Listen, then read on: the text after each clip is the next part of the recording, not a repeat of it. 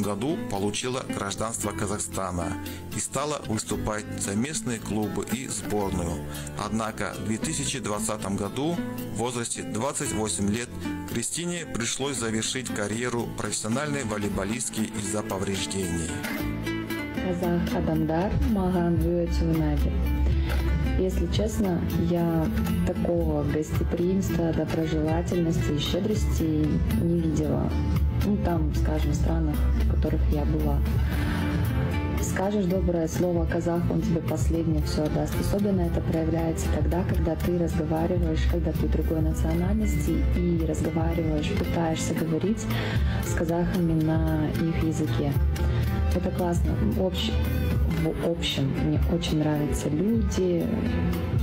Ну и, конечно, мне нравится здесь именно в Алмате природа, горы, вообще климат и так далее.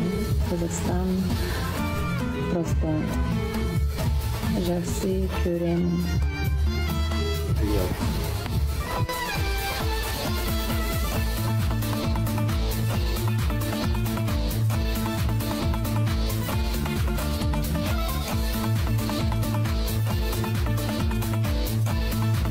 Сәлем достарым, бүгін туған күнім, мен 30 жастамын, қуаныштымын Казахстанда мерейтой қарсы алу.